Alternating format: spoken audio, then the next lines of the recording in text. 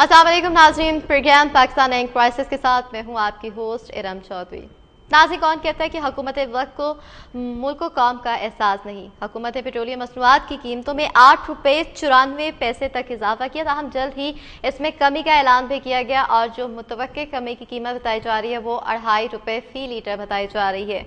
और पेट्रोलियम मसनूआत की कीमतों में इजाफा कब कब कैसे कैसे हुआ वो भी आपको बताएं कि इस होशरुबा इजाफे के बाद महंगाई का एक नया सैलाब तो आई है और इसके नए सैलाब के आने के साथ ही आवाम की कुव्वत खरीद जो है वो बहुत ही ज़्यादा कमज़ोर हो जाएगी। 19 अशिया ज़रूरिया की कीमतों में इजाफा हुआ है और जिसमें मजीद इजाफे का इम्कान भी जाहिर किया जा रहा है। पेट्रोलियम मसनूआत कीमतों में इजाफे के बाद आवाम जो है वो बहुत ही मुश्किलात से रुचार हो गए हैं और अपने बच्चों को 2 वक्त की रोटी खिलाने से भी गुरेज करने लगे हैं। क्यों गुरेज करने लगे? वो इस वजह से कि उनकी कुव्वत खरीद इतनी है, उनके पास इतने पैसे नहीं है कि वो अपने बच्चों को 2 वक्त की रोटी भी मुहैया कर सके, जिसकी वजह से हमारे मुल्क में जराइम पेशा अफराद की तादाद में इजाफा होता है, स्ट्रीट क्राइम्स में इजाफा होता है और इस तरह की बहुत से क्राइम्स जो है जन्म लेते हैं सिर्फ इसी वजह से कि जब इस तरह से पेट्रोलियम मसनूआत की कीमतों में इजाफा होता है तो महंगाई का जो सैलाब आता है वो सबको अपने साथ बहा ले जाता है। और इसी हवाले से आज हम बात करेंगे प्रोग्राम पाकिस्तान एंड क्राइसिस में। स्टूडियो में हमारे साथ मौजूद हैं मतलूब वड़ाई जो कि पीपल्स पार्टी के रहनुमा भी हैं और मेंबर फेडरल काउंसिल भी। अस्सलाम वालेकुम जी। इसके साथ हमारे साथ स्टूडियो में मौजूद है आमना उल्फत जो कि MP हैं, काफ लीग से इनका ताल्लुक है। अस्सलाम वालेकुम जी। मैं वड़ाई साहब आपकी तरफ आऊँगी। हुकूमत ने पहले पेट्रोलियम मसनूआत की कीमतों में 8 रुपये 94 पैसे तक इजाफा किया और अब इसमें कमी का ऐलान भी किया जा रहा है, जिसमें यह कहा जा रहा है कि मुतवक्के कमी की कीमत जो है वो 2.5 रुपये फी लीटर के हिसाब से होगी। क्या कहेंगे आप इस पर? बिस्मिल्लाहिर्रहमानिर्रहीम। देखिए, सबसे पहले तो यह है कि जो पेट्रोलियम में इजाफा किया गया है ये आलमी मार्केट में पेट्रोलियम की मसनूआत की कीमतें बढ़ने, फ़ी बैरल डॉलर में जो इजाफा हुआ कीमतों में, उसकी एक वजह ये है। दूसरी वजह इसकी ये है कि पाकिस्तान में डायरेक्ट टैक्स जो है तकरीबन 1 मिलियन लोग पे करते हैं और 200 मिलियन की आबादी में सिर्फ 1 मिलियन टैक्स पे करना, इट मीन 0.5% जो है वो पाकिस्तान में टैक्स पे रहे हैं डायरेक्ट। तो गवर्नमेंट को रेवेन्यू इकट्ठा करने के लिए और अपनी कारोबारी ममलकत चलाने के लिए टैक्स की ज़रूरत है और वो पेट्रोल से ही बेशतर मालिक की तरह पाकिस्तान में भी ये रेवेन्यू इकट्ठा किया जाता है। अच्छा राय साहब, आपने कीमतों में आलमी कीमतों में जो तेल की कीमतों में इजाफा होता है आलमी सतह पर, उसके हवाले से इजाफे को भी एक वजह करार दिया है, लेकिन ऐसे क्या इक़दामात करने चाहिए हमारे गवर्नमेंट को कि आलमी सतह पर होने वाले इस इजाफे के मनफी असरात से बचा जा सके? देखिए, ये तो कोई भी गवर्नमेंट हो और ख़ास तौर पर एक तरक्की पजीर गवर्नमेंट के लिए ये बड़ा मुश्किल अमल होता है कि सारे जहाँ मसाइल ज़्यादा और वसाइल कम हो वहाँ पे ऐसे मुश्किलात आती हैं। लेकिन आप देखें कि गवर्नमेंट ने पिछले काफ़ी अर्सा से इस पे काम कर, हमने जब मुमकिन हुआ पेट्रोल की कीमत कम भी की, लेकिन जब आलमी दबाव बढ़ता है आप उस दबाव से बच नहीं सकते, आप अकेले नहीं रह सकते और ऐसा हम ग्लोबल विलेज में रह रहे हैं, ऐसा होना मुमकिन भी नहीं है। अब देखिए, पूरी दुनिया में तेल की कीमत बढ़ रही है, डॉलर मजबूत कर रहा है, उसके मुकाबले में रुपये की कीमत आलमी के साथ बाजारी की वजह से कम हुई है। तो इन हालात में हमारे पास कोई ऑप्शन नहीं रह जाता। इसमें कोई शक नहीं, हम भी समझते हैं कि इलेक्शन का साल है, आखिरी साल है, हम अवाम में जाएंगे और अवाम में जाने के लिए हमें जो है वो इस वक्त साबका गवर्नमेंटों की तरह, साबका हुकूमतों की तरह अवाम को जो है बेशुमार सब्सिडी दे के और अवाम को हम जो है इनकी कीमतें कम कर सकते हैं। अच्छा आमना, आपकी तरफ भी मैं आऊंगी, इससे पहले एक हमें लाइव कॉलर ज्वाइन कर चुके हैं। अस्सलाम वालेकुम राशिद, कैसी हैं आप? जी राशिद, क्या कहना चाहेंगे? अस्सलाम वालेकुम। वालेकुम अस्सलाम। मैंने ये कहना था कि बता रहे हैं जो भी मसाइल उसके पेट्रोल के या जिस चीज के भी हैं, टैक्स इकट्ठा नहीं हो रहा अगर, तो इसमें कसूर तो हुकूमत भी आता है ना, चाहे प्रोविंशियल गवर्नमेंट है चाहे फेडरल गवर्नमेंट है, दोनों एक दूसरे पर इल्जाम लगाते रहते हैं कि वो हमें रुकावट है, वो रुकावट है। तो अल्टीमेटली तो कसूर गवर्नमेंट के आता है कि उनकी पॉलिसी या तो खराब है या उनको गवर्नमेंट करनी नहीं आती। नाकामी तो हर हाल में उन्हीं की हुई ना, फिर टैक्स इकट्ठा अगर नहीं कर सकते तो फिर جو وجوہات ہیں اس کو پتہ چلا کے اس وجوہات کو دور کریں. اور ٹیکس میں جو کرپشن ہے، یہ کرپشن بڑے بڑے لوگ جن پہ ٹیکس بنتا ہے وہ نہیں اگر دیتے تو وہ بھی انہیں کا قصور ہے. تو وہ سارا مثال طور پر تو عوام پہ تو برڈن نہیں آنا چاہیے نا. اور بڑھاتے بھی وہ چیزیں جس سے پوری جیسے اکانومی میں دوسری چیزیں ساری بڑھ جاتی ہیں. کیونکہ پیٹرول کی قیمت بڑھنے سے ہر کاسٹ آف پروڈکشن بڑھتی ہے، ہر چیز کی ایک ایک چیز کی قیمت بڑھ جاتی ہے. جو عوام کی ضروریت کی چیزیں ہوتی ہیں، وہ بڑے لوگ جن کے پاس پیسہ ہے ان کے پاس تو وہی پیسہ آ رہا ہے، انہوں نے تو ویسے کمانا ہے اور ٹیکس انہوں نے پھر بھی نہیں دینا. تو زندگی تو چھوٹے لوگوں کی خراب ہو رہی ہے نا. عوام کی زندگی میں مشکلات زیادہ آ رہی ہیں. اس سے اگر بڑھانا پیسہ کوئی اکٹھا کرنے کا ان کے پاس اگر ہے بھی اکٹھا کرنے کی ضرورت پیسہ تو کسی اور ذریعے سے اکٹھا کر لیں. پیٹرول بڑھا کے کریں گے تو ہر چیز کی قیمت بڑھ جائے گی الٹیمیٹ. جی راشد، آپ نے تمام باتیں کی ہیں اور ایسی باتیں جو حقیقت پر مبنی ہیں، اور اس حوالے سے انسان کو یہ بات سوچ کر ہنسی آتی ہے کہ اتنی زیادہ مسائل ہونے کے باوجود ہماری حکمران جو ہے وہ غریب عوام کا کیوں نہیں سوچ رہے. ایک طنزیہ ہنسی لبوں پر آ جاتی ہے کہ کیا ہماری قوم، ہمارے حکمران اس قدر بے حس ہو چکے ہیں. آمنہ، آپ کی طرف آؤں گی، کیا کہیں گے جو کالر کی اس بات سے آپ متفق ہیں، یہ تمام سینیریو جو انہوں نے پیش کیے؟ جی بالکل، میں راشد صاحب کی بات سے بالکل اتفاق کرتی ہوں. اصل میں اس میں ہماری کچھ بدقسمتیاں بھی شامل ہیں. کچھ اس قسم کے حالات واقعات رہے ہیں جس میں اگر یہ کہوں کہ ہماری غلطی بھی ہے، اور اس کے ساتھ ساتھ ہمارے اوپر بیرونی دنیا کے بھی کچھ ایسے پریشر ہیں جنہوں نے ہمارے ملک کو کرائسس میں مبتلا کیا ہوا ہے. بیرونی دنیا کے جو پریشرز ہیں اس کی وجہ سے اگر آج ہم کرائسس کا شکار ہیں، اس میں بھی ہماری ہی غلطی ہے. کیونکہ اگر اندرونی طور پر ہم مستحکم ہوں تو کوئی وجہ نہیں ہے کہ کوئی بیرونی سازش ہمارا کچھ بگاڑ سکے. بات یہ ہے کہ ہم آج تک اپنے پیروں پہ نہیں کھڑے ہو سکے، جبکہ ہمارا ملک ایک ایسا ملک ہے جہاں پہ دنیا کے تمام خزانے موجود ہیں اور ایک زرعی ملک ہے. ہمیں تو باہر کی دنیا کے آگے ہاتھ پھیلانے کی ضرورت ہی نہیں تھی، کیونکہ ہم تو اپنا اگا کے اپنا کھا سکتے ہیں. اور اپنا اگا کے کھانے کے لیے کوئی لمبی چوڑی ٹیکنالوجی نہیں چاہیے. یہاں پہ ہمارے یہاں کسان فیملیز جو ہیں وہ بہت زیادہ ہیں، اور ان کو پروموٹ کرنے کے لیے جو ایک پالیسیز چاہیے تھیں، سوائے چودھری پرویز الہی کی سابقہ زرعی پالیسی کے علاوہ، ریفارم پروگرام کے علاوہ مجھے اور کوئی پروگرام نظر بھی نہیں آیا جس سے کہ ایک کسان کے دل میں یہ جذبہ پیدا ہو.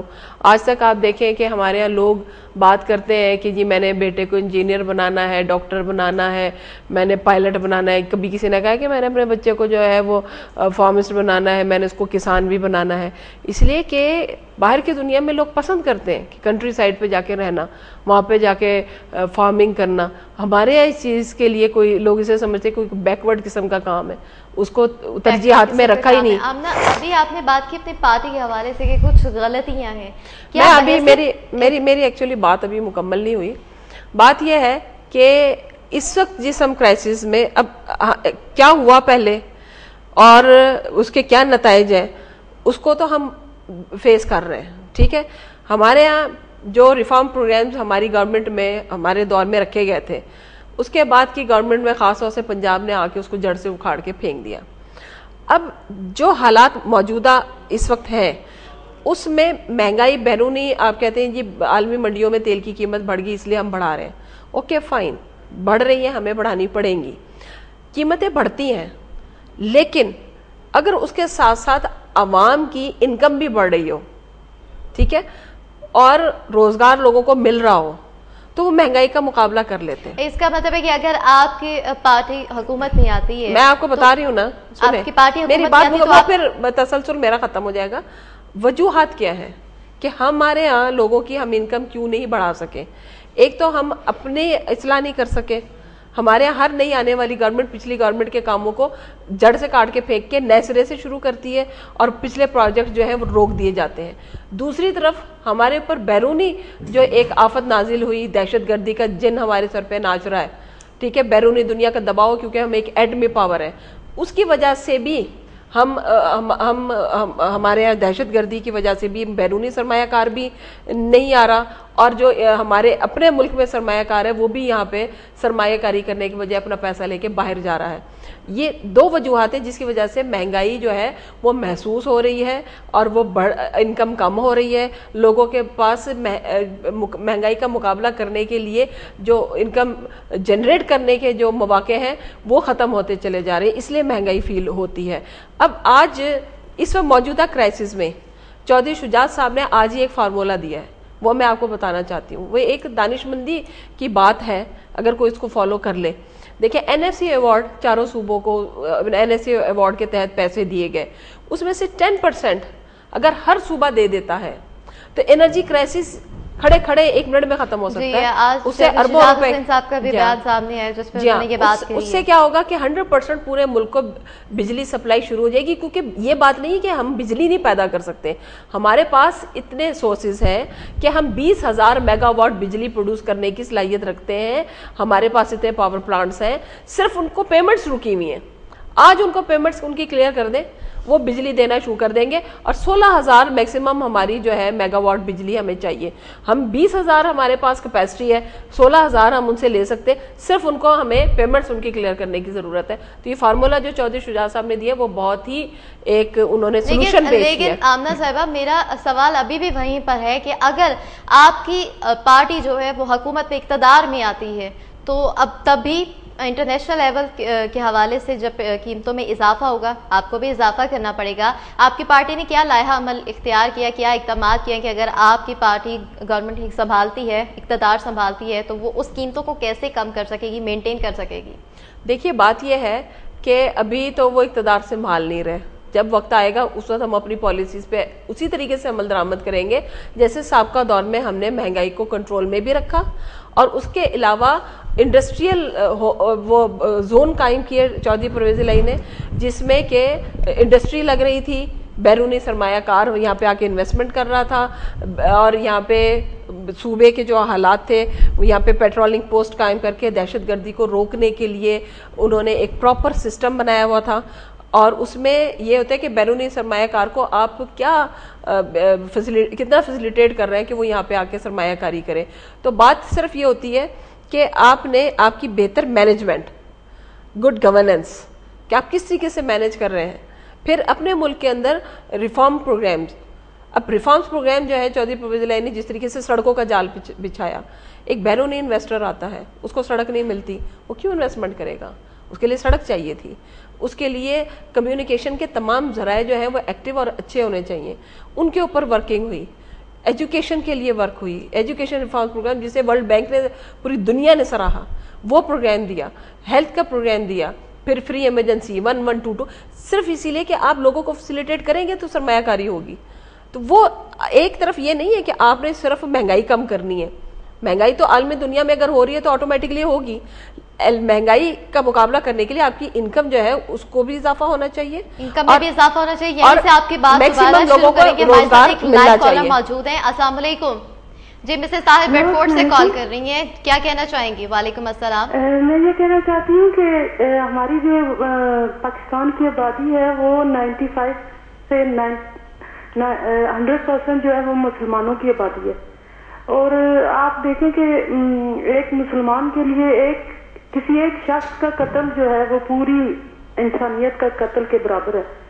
اور ہمارے جو خلفائے راشدین میں سے حضرت عمر فاروق تھے, وہ انہوں نے کہا تھا کہ اگر ایک کتا بھی میری حکومت میں ایک کتا بھی مر جاتا ہے تو اس کا سوال مجھ سے پوچھا جائے گا.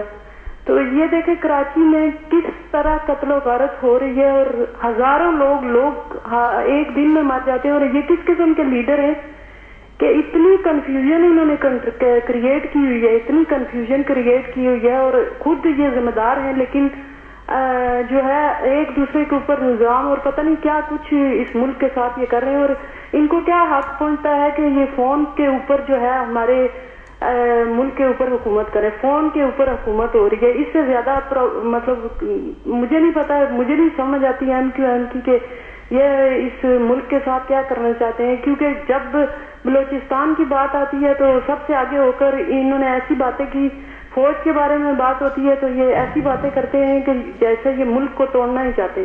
جی بہت شکریہ جی بہت شکریہ مسز طاہر آپ کے کال کرنے کا، اور بہت سی باتیں انہوں نے کی. میں آپ سے پوچھنا چاہوں گی برائے صاحب کہ آپ مسز طاہر کی باتوں کے جواب میں کیا کہیں گے؟ دیکھیں جی، یہ ہر شخص کی اپنی ایک پارٹی یا کسی نہ کسی سیاسی پارٹی سے وہ برتا ہوتا ہے، اس کے اپنی چوائس ہوتی ہے. میں کسی پارٹی پہ کوئی تنقید تو نہیں کرتا کہ کون ٹیلی فون پہ کون اسکائپ پہ حکومت کر رہا ہے. یہ تو حکومتوں کی طرف سے دی ہوئی. آپ کی گورنمنٹ اس حوالے سے کیا کر رہی ہے یا کیا کرنا چاہیے گی؟ جس طریقے سے مسز طاہر نے بات کی کہ ہزاروں کی تعداد میں لوگ کٹ مر رہے ہیں. جی دیکھیں، یہ لا اینڈ آرڈر کا مسئلہ تو ہے. یہ بے شمار ہمیں کچھ چیزیں جو وراثت میں ملی ہیں، بلکہ یوں کہنا چاہیے کہ جہیز میں ملی ہیں. ہم ان سے فائٹ کر رہے ہیں پچھلے 4 سال سے. جی ہم پچھلے 4 سال سے انہی مسائل سے جو ہے الجھتے ہوئے ہم کوئی نیا کام کر نہیں پا رہے. جب آپ کا پیچھے سارا خراب ہوا تو آپ آگے کیسے چلیں گے؟ ہمیں یہ جو ہے دہشت گردی کی جنگ، یہ جو پچھلے 10 سال سے جاری ہے، 11 سال سے، یہ ہمیں وصے میں ملی. ہم یہ جنگ لے کے نہیں آئے، ہم نے یہ جنگ شروع نہیں کی، ہم نے یہ جنگ کے معاہدے نہیں کیے، ہم نے جنگ میں کمیشن نہیں کھائیں، ہم نے اس میں مال نہیں بنایا. ہم پاکستان پیپلز پارٹی اس پورے وقت میں اپوزیشن میں رہی. آج جو ہمارے کولیشن پارٹنر ہیں وہ اس وقت بھی اقتدار میں تھے. ایم کیو ایم اس وقت بھی اقتدار میں تھی، کاف لیگ اس وقت بھی اقتدار میں تھی، اور ہم جو اپوزیشن میں تھے. آپ دیکھیں کہ اس سارے حالات میں پاکستان پیپلز پارٹی کو بہت ساری چیزیں ایسی ملی جو وراثت میں ملی، جیسے بہت ساری چیزیں ملی ہیں، وراثت ملی ہیں. آپ کا یہ کہنا برائے صاحب. اور پیٹرولیم مصنوعات کی قیمتوں میں ہونے والے حالیہ اضافے کے حوالے سے عوام کا کیا کہنا ہے، آئیے دیکھتے ہیں.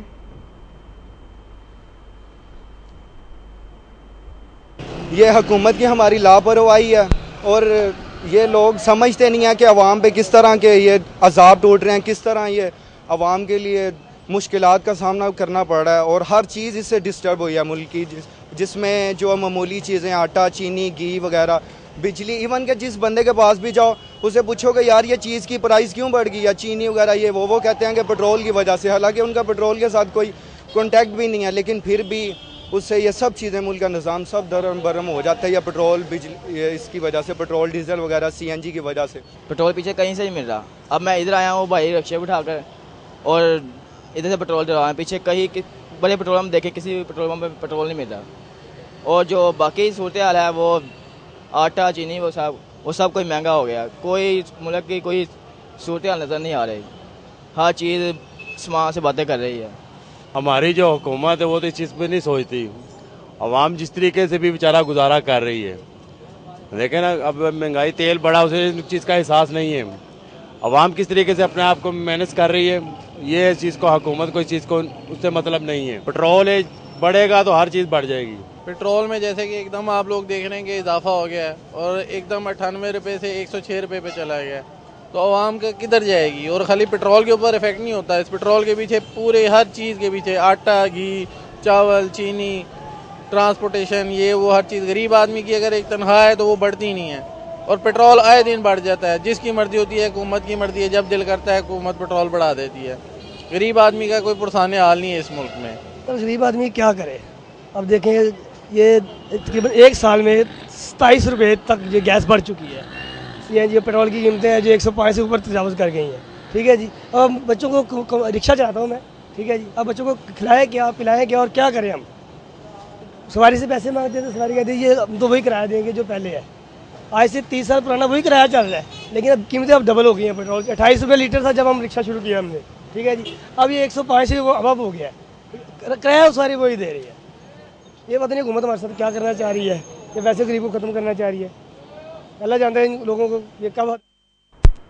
جی ناظرین، آپ نے عوام کے تاثرات بھی جانے ہیں، اور اسی طریقے سے پیٹرولیم مصنوعات کی قیمتوں میں اضافے کے بعد ایک عام آدمی کے لیے کتنے مسائل درپیش ہوتے ہیں. ایک عام آدمی اپنی ضروریات زندگی کے لیے کس حد تک مجبور ہو جاتا ہے، اور کتنی پرابلمز کا اسے سامنا کرنا پڑتا ہے. کہتے ہیں کہ اگر ملک قوم کی ترقی بہتر کرنی ہے تو اپنی جنریشن کو تعلیم بھی دینی چاہیے. تو تعلیم جب پاس ہی کچھ نہیں ہوگا، ایک انسان کے کھانے کو کچھ نہیں ہوگا، پڑھائی کے پیسے نہیں ہوں گے، تو وہ کیسے تعلیم دلوا سکے گا. ایک لائیو کالر ہمارے ساتھ موجود ہے، سلطان لندن سے کال کر رہی ہے. السلام علیکم. جی السلام علیکم. وعلیکم السلام. جی سلطان کیا کہنا چاہیں گے؟ جی دیکھیے میں سلطان لندن سے بول رہا ہوں. میں بس یہ کہنا چاہتا ہوں میرا تو کسی بھی پارٹی سے کوئی میں بلونگ ٹو اینی پارٹی, لیکن یہ سب باتیں مار سکتے ہیں کہ ابھی کافی کے پیپل پارٹی کے باتیں, یہ کچھ نہیں نہ تو انہوں نے کیا پاور میں آ کے اور نہ ان فیوچر یہ کرنے والے ہیں. جی ان کے اپنی فیملیوں میں سے دیکھ لیں کتنے انہوں نے غبن مارے ہوئے ہیں, کوئی پوچھنے والا نہیں ہے.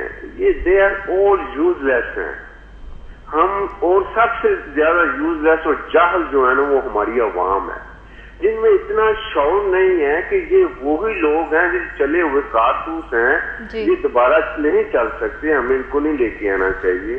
لیکن وہ دیکھیے گا یہ لوگ پھر واپس آئیں گے اور انہوں نے پھر کچھ نہیں کرنا. دے آر آل یوز لیس, ان کو نہیں آنا چاہیے دوبارہ, یہ کچھ نہیں کرنے, یہ اپنی فیملیوں کو ہی سوچتے ہیں اور کسی کا نہیں سوچتے. دیٹس آل میں یہ کہنا چاہتا تھا. Thank you. جی سلطان بہت شکریہ کال کرنے کا. کیا کہیں گے آپ کالر کے اس بات پہ؟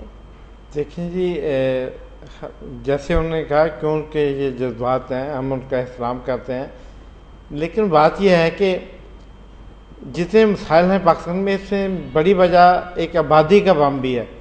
جب تک ہم اپنے ملک کی اس آبادی پہ کنٹرول نہیں کریں گے مسائل بڑھتے جائیں گے. اس وقت اگر آپ 7 اور 8 بچوں کی ایوریج ہے ایک گھر کے اندر, تو آپ پھر یہ وسائل ہمارے بہت ہی کم ہیں. ہم یہ ماننے کو تیار ہی نہیں ہے کہ ہم ایک ترقی پذیر ملک ہیں, ہم ترقی یافتہ ملکوں کی صاف میں نہیں ہیں. ہم جو دنیا کے 200 ممالک ہیں ان میں شاید ہمارا نمبر کچھ 100 سے اوپر آتا ہے معیشت میں. تو ہمیں لوگوں کے یہ بات بھی سمجھنی چاہیے کہ ہمیں اپنی آبادی پہ کنٹرول کرنا ہوگا, ہمیں اپنی آبادی پہ کنٹرول کرنا ہوگا. اس کے ساتھ ہی ایک لائیو کالر ہمیں جوائن کر چکے ہیں, مسز خان لندن سے کال کر رہی ہیں. السلام علیکم. جی مسز خان کیا کہیں گی؟ ہیلو السلام علیکم. وعلیکم السلام. یہی کہوں گی کہ ان کا اپنا کوئی نہیں نا, کوئی فیملی میں اللہ نہ کرے کچھ اس پہ ان پہ کوئی حادثہ ہو جائے, ان پہ اپنے بچوں پہ یا ان کی فیملی پہ ہوئے تب ان کو دکھ ہوئے گا. اس لیے یہ کچھ نہیں کرتے, بس باتیں بڑی بڑی سننے میں آتی ہیں لیکن یہ ملک کا کچھ نہیں ہو رہا. بس یہ ملک کا بس تباہی پہ لے کے آ رہے ہیں. غریب ماں ماری جاتی ہے, غریب بچے مارے جاتے ہیں, غریب عورتیں ماری جاتی ہیں. اور جب ان کا یہ خود جا کے دیکھیں اور خود اس ماحول میں ہوئے تو ان کو پتہ چلے.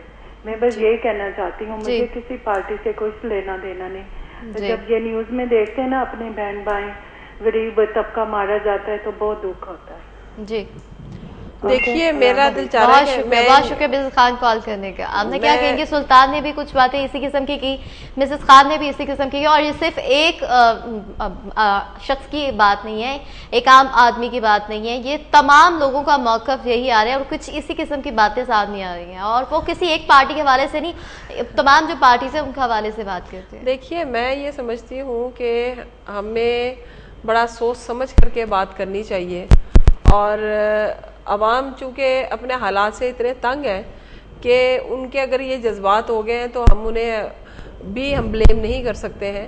بات یہ ہے کہ انہوں نے, میری بہن نے کہا کہ اگر ان لوگوں کے ساتھ ایسا ہو تو انہیں پتہ چلے, تو میں سمجھتی ہوں کہ ان کے سامنے کیا حالات ہیں کہ بے نظیر بھٹو صاحبہ دہشت گردی کا نشانہ بن گئیں, ان کے 2 بھائی بھی اسی طریقے سے ختم ہو گئے, اور پھر ان کی والد جو تھے ذوالفقار علی بھٹو وہ بھی کس طریقے سے میں سمجھتی ہوں تختہ دار پہ چڑھ گئے.